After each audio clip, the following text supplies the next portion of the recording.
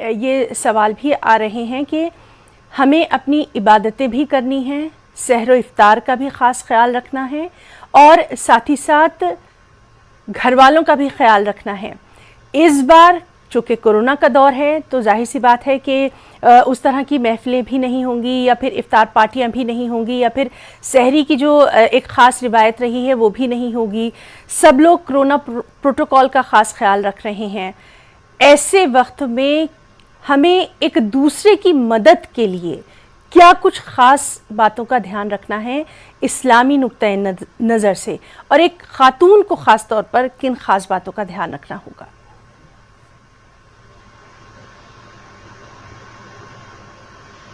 اسلامی نقطۂ نظر سے جو افطار پارٹی آج کل دیکھنے میں ملتی ہے، جو لوگ گیدرنگ کرتے ہیں اور بہت قسموں کے پکوان پکتے ہیں اور طرح طرح کی چیزیں اس میں شامل ہوتی ہیں، تو دیکھیں اس کا تو کوئی شرعی نقطۂ نظر سے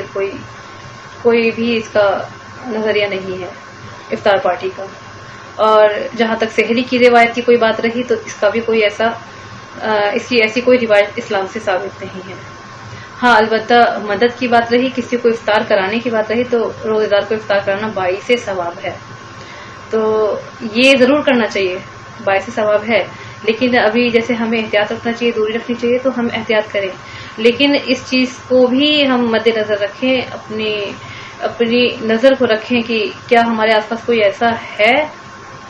جس کے گھر میں اس چیز کی قلت ہے، ان کے گھر میں اس چیز کی کمی ہے کہ ان کے گھر میں افطار وقت پر نہیں پہنچتا ہو یا افطار کی کوئی کمی ہو۔ اس سال تو یہ سچویشن کم ہے، پچھلے سال لیکن ایسا تھا کہ گھروں میں کھانے کے لیے موجود نہیں تھا کھانا، اور ایسا کچھ بھی تھا۔ اگر اس سال بھی ایسی کوئی سچویشن ہوتی ہے یا ابھی ہے تو ان چیزوں پہ نظر رکھنا چاہیے ہمیں، اپنے مال کو، اپنی زکوٰۃ کو، اپنی صدقات کو ان چیزوں کے لیے جو ہے صرف کرنا چاہیے کہ اگر کوئی ضرورت مند ہمیں نظر آئے تو اس کو روزہ کرانا چاہیے، اس کو سحری کرانی چاہیے، اس کی افطار کرانی چاہیے۔ ہمیں ضرورت مندوں کو ڈھونڈنا چاہیے، دروازوں پر جو آتے ہیں وہ تو ہیں، چلیں ان کو آپ کر دیں، جو بھی دے کے مدد کرنا چاہتے کریں، لیکن اپنی زکوٰۃوں کا اور اپنی صدقات کا اصل حقدار آپ